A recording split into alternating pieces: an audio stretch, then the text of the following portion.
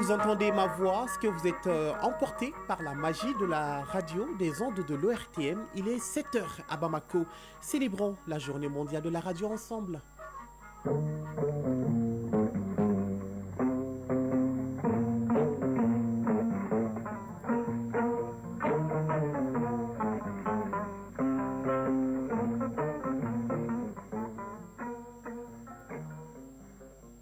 Le journal Moussa Papa Aïdara. On a 24 heures ce 13 février pour magnifier le rôle de la radio et rendre hommage aux seigneurs du micro à travers la journée mondiale de la radio, média fiable, rapide, le plus largement utilisé dans le monde. La radio qui pendant des siècles résiste face aux tempêtes des nouvelles technologies voit ses mérites loués cette année dans la réalisation de ses objectifs internationaux en soutenant les populations lors des catastrophes climatiques. Selon la thématique de l'édition 2025, large fenêtre consacrée à la journée mondiale de la radio dans quelques minutes. Actualité sur le continent, la République démocratique du Congo a décidé de fermer son espace aérien à tous les avions civils et d'État enregistrés ou basés au Rwanda. Eh bien, ces derniers ont une interdiction formelle de survol et d'atterrissage sur le territoire de la République démocratique du Congo. Hors du continent, le président américain Donald Trump et le président russe Vladimir Poutine vont négocier sur l'Ukraine. Un cessez-le-feu possible rapidement selon Washington. Les deux présidents ont prévu de se rencontrer pour la première fois en Arabie Saoudite. L'actualité sportive reste dominée par le championnat national. Chez les dames, la 4e journée de première division du football féminin prend fin cet après-midi. En messieurs, la Fédération malienne de football harmonise son calendrier en jouant 2 rencontres en retard. Autre actualité également qui sera développée dans cette édition, au pôle national économique et financier, ce n'est plus un magistrat qui juge une affaire, désormais c'est plusieurs magistrats qui jugent au lieu d'un seul devant la chambre correctionnelle du dit pôle. Le principe de collégialité est effectif. On fera un tour dans le système judiciaire pour mieux comprendre. Mesdames, Messieurs, bonjour et bienvenue à cette édition. Elle éduque, informe et distrait. Il s'agit de la radio, cet outil à la voix magique qui sort de ses entrailles. Des sons attentivement écoutés de l'autre côté par un auditeur. Cela s'appelle tout simplement la magie de la radio. Elle contribue à la diffusion d'informations factuelles, de voix d'auditeurs et d'émissions radiophoniques dédiées. À l'initiative de l'UNESCO, Journée mondiale de la radio se tient chaque année le 13 février. En hommage au 13 février 1946, jour de création de la radio des Nations Unies. C'est ainsi donc que les États membres de l'UNESCO ont proclamé en 2011 et adopté par l'Assemblée générale des Nations Unies en 2012 en tant que journée mondiale de la radio. Eh bien, cette 14e édition met à l'honneur le thème radio et changement climatique. L'historique de cette journée dédiée à la radio avec Ousmane Dao.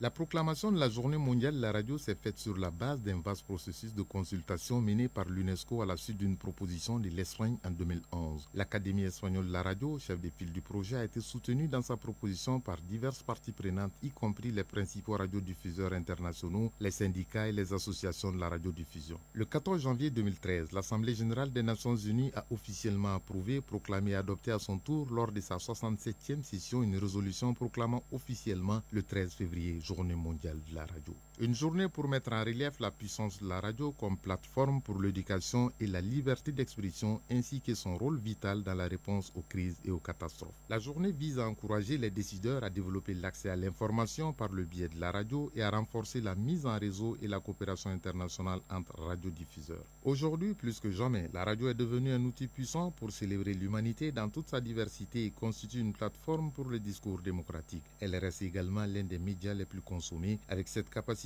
unique de toucher un public large pour façonner l'expérience de la société dans sa diversité et être l'arène où toutes les voix peuvent s'exprimer et être entendues. Les stations de radio devraient desservir des communautés diverses, leur offrir une grande variété de programmes du point de vue de contenu, mais surtout être capables dans leur organisation et opération de rassembler afin de refléter la diversité de leur public pour le retour de la paix au Mali.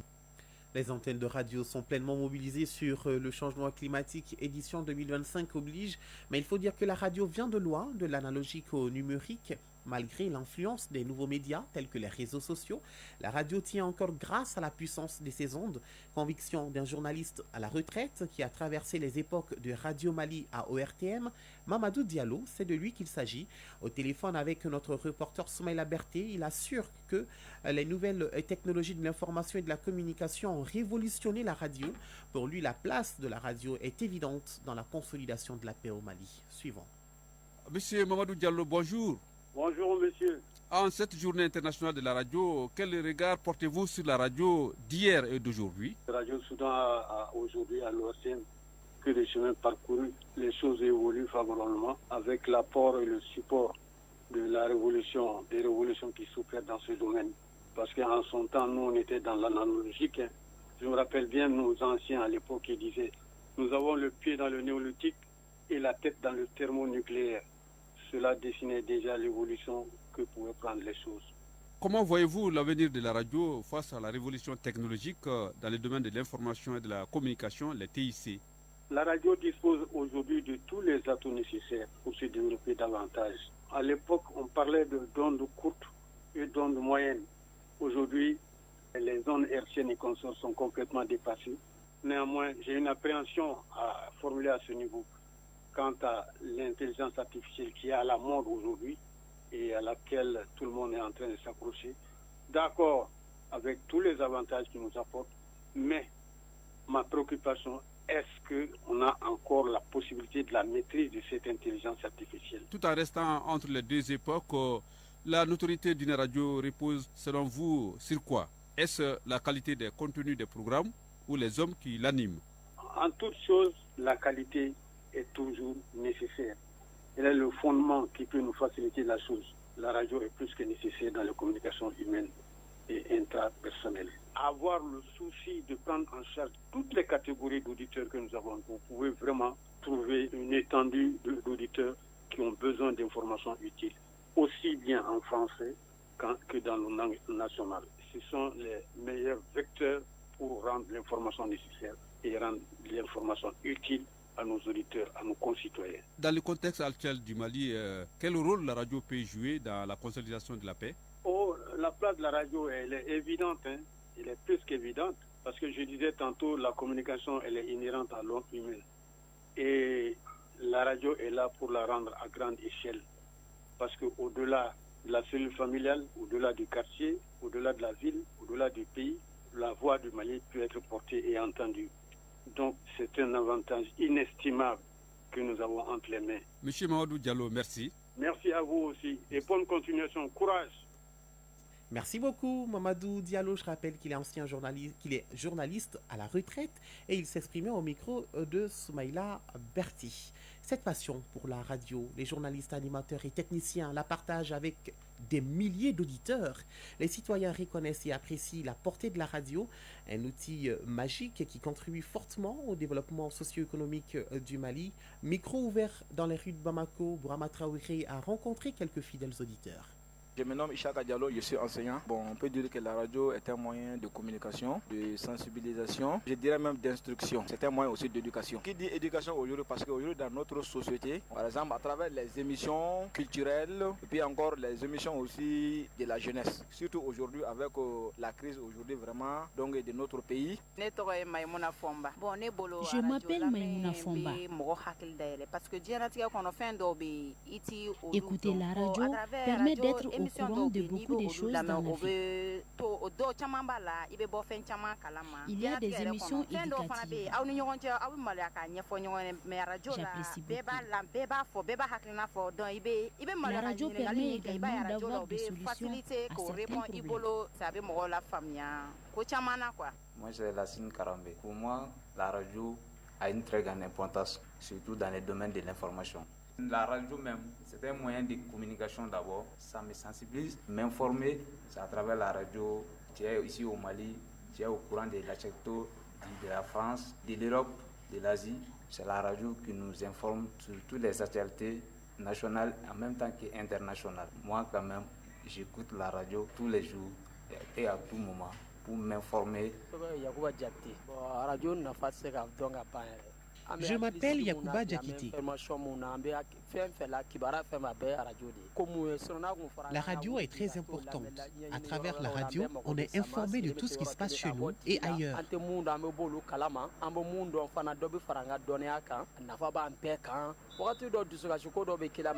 Elle permet aussi de sensibiliser et de promouvoir la cohésion sociale.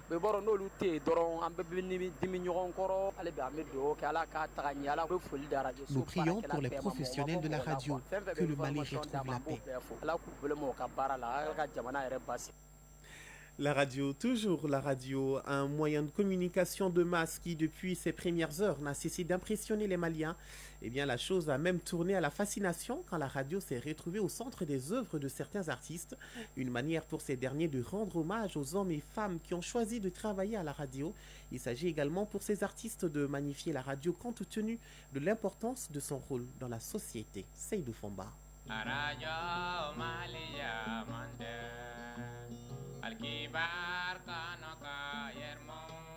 Depuis son avènement au Mali, disons plutôt au Soudan français, puisque c'était à la fin des années 50, la radio, en tant que moyen de communication de masse, a immédiatement marqué les esprits.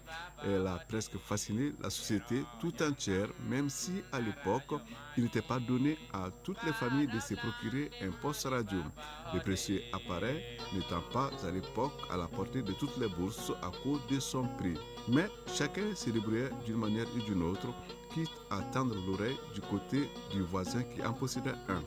La radio était ainsi devenue une partie intégrante du quotidien du Malien, au point que les artistes ne tardèrent pas à s'intéresser à la radio dans leurs œuvres. Combien d'artistes ont chanté Radio Mali? Bien malin est celui qui vous le dira. Ali Farka Touré.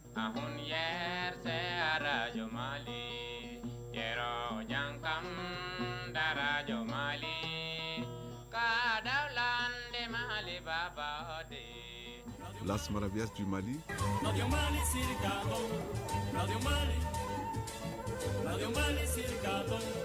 Ablaye Diabaté.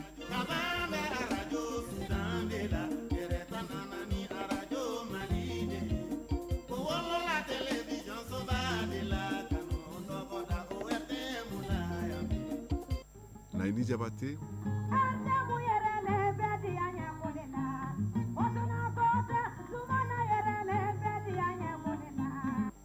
Amadou et Mariam.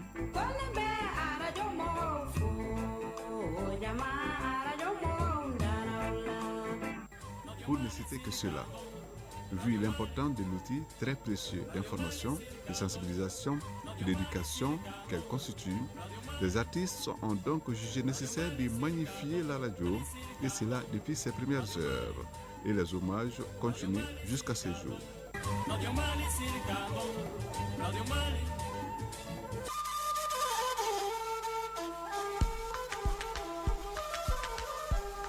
AES Actualité.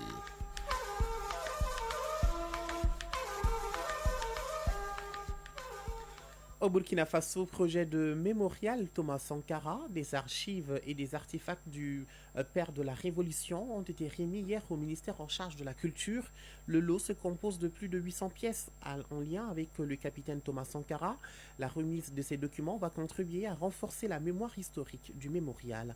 Mamadi Ouedraogo de la radio du Burkina. Au total, 571 pièces de documents d'archives, 159 photos numériques, 110 photos analogiques et 5 statuettes en lien avec le père de la Révolution d'août 1983 ont été collectées par le Centre national des archives. Son directeur général, Jean-Bertin Kambouli. Cette collecte des archives et des artefacts fait suite à l'esprit des plus hautes autorités du pays à créer le musée au nom du président Thomas Sankara afin d'y immortaliser ses faits et hauts faits. Ces documents archivés ont été remis au ministère en charge de la culture par le conseiller spécial du président du Faso. des documents qui sont destinés à l'unité de gestion du projet de construction des infrastructures du mémorial Isidore Noël Thomas Sankara, précise Samuel Kalkundo. Nous saisissons donc cette occasion pour dire que nous allons lancer d'autres campagnes et nous invitons l'ensemble de la population burkinabé, africaine et même mondiale à faire parler les archives et à libérer aussi la parole afin que nous et les générations à venir, nous puissions mieux connaître cette période révolutionnaire de notre pays et mieux découvrir ce monument qu'est Thomas Sankara. Pour rappel, la campagne de collecte d'archives et d'artefacts du feu Thomas Sankara a été lancée le 1er décembre 2024. Au Niger, en prélude au Hajj édition 2025, le ministre du Commerce et de l'Industrie, Seydou Asman, a présidé hier à Niamey une rencontre en présence des commissaires à l'organisation du Hajj et de la Oumra, ainsi que des représentants des agences de pèlerinage. L'objectif de cette rencontre est de fixer un prix provisoire pour le Hajj édition 2025.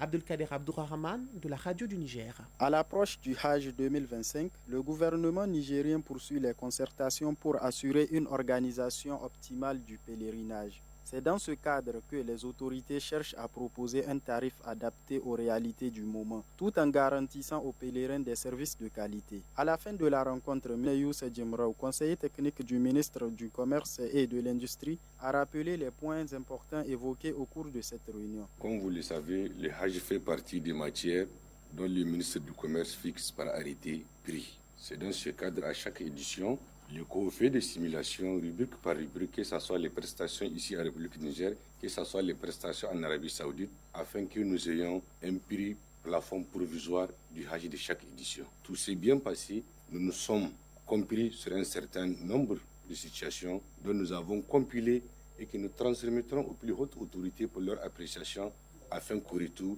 le ministre du Commerce prenne un arrêté définitif qui fixe le prix plafond du Hajj 2025. Il faut noter que les conclusions de cette réunion seront transmises aux plus hautes autorités pour validation et des annonces officielles sont attendues dans les prochains jours pour le prix du Hajj édition 2025. Place à présent à l'actualité internationale. La République démocratique du Congo a décidé de fermer son espace aérien à tous les avions civils et d'État enregistrés ou basés au Rwanda.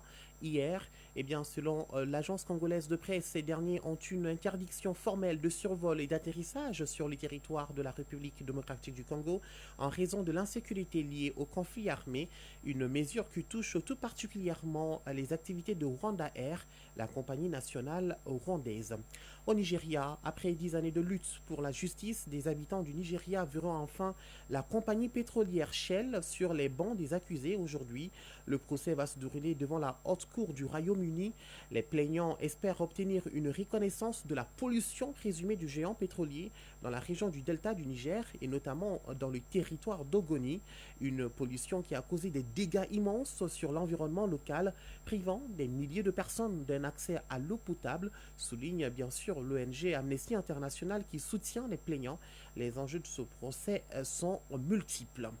L'Autruche, dans l'actualité, le Parti de la Liberté d'Autruche, FPO, formation d'extrême droite, et les conservateurs ont mis fin hier aux négociations en vue de former un gouvernement. Les deux partis n'ont pas réussi à s'entendre, ce qui laisse l'Autruche dans une situation instable. Un peu plus de 4 mois après les législatives remportées par le FPO, avec un score historique de 29%, au cœur des divisions, l'attribution de certains ministères, mais aussi l'attitude du FPO vis-à-vis de l'Union européenne et de la Russie. Je le disais dans les titres, Donald Trump et Vladimir Poutine vont négocier sur l'Ukraine. Un cessez-le-feu possible rapidement selon Washington. Le président américain a annoncé avoir eu une conversation prolongée et très productive avec son homologue russe. Donald Trump et Vladimir Poutine ont convenu de travailler ensemble très étroitement et de commencer à négocier immédiatement sur l'Ukraine. Le Kremlin confirme vouloir une solution de long terme sur le conflit ukrainien via des pourparlers de paix. Les deux présidents ont prévu de se rencontrer une première fois en Arabie Saoudite.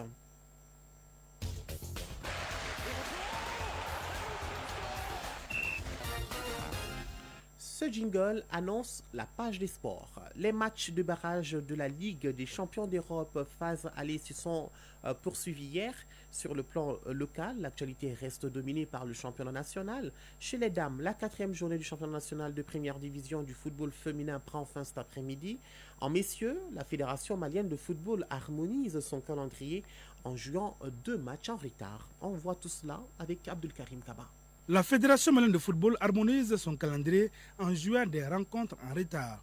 2 matchs ont été joués au stade Mamadou Konaté hier. Au compte de la 4e journée, le stade malien de Bamako gagne par 2-0 face aux Toiles du Mandi. Pour la 5e journée en retard, le Djoliba AC et le Binga FC ont fait match nul, 0 partout. Sur les 12 journées disputées en championnat national de Ligue 1 professionnelle, le stade malien de Bamako et le Djoliba AC ont déjà disputé 8 matchs et il reste encore 4 rencontres en retard. Chez les dames, la 4e journée du championnat national de première division de football féminin prend fin cet après-midi avec les rencontres Super Lyon Dame de la Teria AC de 100 et Isfas Centre UFC. Déjà hier, 4 rencontres ont été disputées à l'ouverture. À Sikasso, sur le terrain municipal de la localité, AS Momo a perdu devant les Amazones de la commune 5, 1-2. Sur le terrain de l'ASRL de Bamako, AS Entente de Serakoro Meguetana a battu l'AS Toudouba de Mopti par 2-0. Sur le terrain de Djelibougou, l'AS Mandé de la commune 4 s'est imposé 3-1 contre l'AS Police. À Kaye, au stade Ablaye Makoro Sissoko, les Tigresses de Kaye et l'ASRL de Bamako ont fait match nul, 0 partout. On termine par la Ligue des Champions. En Europe, Ligue des Champions, les matchs de barrage phase aller se sont poursuivis hier. Le club Bruges gagne 2-1 face à Atalanta. L'AS Monaco perd à domicile devant Benfica de Lisbonne, 0-1. 1-0, c'est également le score qui a sanctionné la rencontre entre Feyenoord, Rotterdam et Milan AC. Enfin, le Celtic Glasgow a été battu 1-2 par le Bayern Munich. À l'ouverture mardi, Brest a sombré à domicile 0-3 devant les Paris Saint-Germain. La Juventus Turin a dominé PSV Eindhoven 2-1. Le Borussia Dortmund en déplacement est allé s'imposer sur Sporting 3-0. Manchester City a été dominé par le Real Madrid à domicile 2-3. Chronique judiciaire. Le principe de collégialité au pôle national économique et financier est effectif. La réforme qu'on peut qualifier d'historique a été introduite par la loi de 2011. Désormais, c'est plusieurs magistrats qui jugent au lieu d'un seul devant la chambre correctionnelle du dit pôle. Cette approche judiciaire offre une plus grande transparence et renforce la crédibilité de notre système judiciaire. La collégialité est toujours au cœur de l'équité judiciaire. Pour donc comprendre le concept, notre équipe de la chronique judiciaire s'est rendue au pôle national économique et financier. Voyons les avantages et les inconvénients de la collégialité avec Garibou Pérou. Plus impartial et plus équilibré, c'est le nouveau visage de notre appareil judiciaire avec la délibération collective. En nombre impair, les juges siègent conformément au principe de la collégialité. Cette configuration permet non seulement d'enrichir la réflexion, mais en plus d'assurer une meilleure protection des acteurs face aux éventuelles pressions. Et le principe est conforme à la loi portant organisation judiciaire. Akoussa Momedine, procureur de la République, pôle national économique et financier. C'est une loi 037 du 15 juillet 2011 qui a institué la collégialité en matière pénale au niveau des juridictions du premier degré au Mali. C'est la même loi qui a institué l'installation des premiers responsables des juridictions. Mais entre-temps, on n'a pas pu installer la collégialité. Mais par contre, la loi de 2024 030 du 13 décembre 2024 portant organisation judiciaire en République du Mali, loi Hamé Founé Mahalmadan, est bien la reprise dans son article 27. 3 magistrats professionnels qui vont trancher un dossier ou plusieurs dossiers enrôlés à l'occasion d'une audience.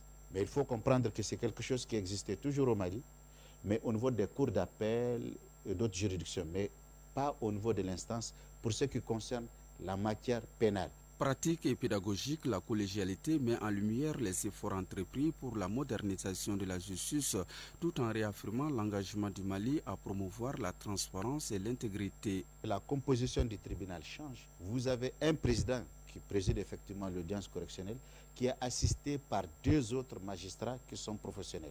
Pourquoi 3? Parce que lorsque les décisions sont débattues, il faut qu'il y ait une majorité qui se dégage. Et c'est cette majorité, c'est la décision de cette majorité-là qui va s'appliquer. En rupture avec l'ancienne pratique, la collégialité est effective au pôle national économique et financier et c'est depuis le 14 janvier 2025. En d'autres termes, une affaire pénale devant la chambre correctionnelle spécialisée sera désormais jugée par plusieurs magistrats au lieu d'un juge unique. La justice, surtout la justice pénale, gère l'honneur, la dignité, la fortune des justiciables. Donc il serait bon que la décision qui les concerne et qui touche à leur honneur, à leur dignité, à leur fortune, soit prise par 2, 3 personnes. Un autre avantage, par exemple, elle permettrait à un cadet d'apprendre auprès de ses aînés, parce qu'en délibération, c'est des questions techniques de droit qui sont débattues, par exemple. La collégialité présente les avantages. Toutefois, le procureur de la République ne perd pas de vue les inconvénients du système de la collégialité. Si, par exemple, 3 magistrats montent en audience, ils ont débattu les affaires, ils ont mis les affaires en délibéré, et qu'au moment des délibérations, par exemple, l'un d'entre eux, pour une raison ou pour une autre, est absent. Je veux parler de la maladie. Mais le tribunal, la formation, n'aura d'autre choix que de rabattre les délibérés et de rouvrir les débats pour qu'il y ait une 3e personne. Donc ça peut être interprété comme étant un inconvénient. Effective, la collégialité témoigne de la volonté des autorités judiciaires de renforcer les mécanismes de lutte contre la corruption, fléau qui mine les institutions et freine le développement du pays. Et pour le justiciable, la collégialité est une garantie supplémentaire dans les prises de décisions judiciaires. 7h26, fin de ce journal. Moussa Papa Aïdara a pris un grand plaisir à vous le présenter. Mise en onde bien assurée par Mamadou Diallo. Vous pourrez retrouver ce journal sur nos plateformes digitales grâce à Cheikh Abdelaziz Koulibaly et Badji Touré. Réalisation, coordination Ousmane Dao. Merci à tous pour votre attention. La rédaction vous donne rendez-vous à 13h, mais avant, tout de suite, la page météo suivront les avis et communiqués présentés par Moussa Koulibaly. Mesdames, Messieurs, prenez soin de vous et des autres et n'oubliez surtout pas, gardez le sourire, quoi qu'il arrive, et restez sur nos antennes. Les meilleurs programmes se passent ici.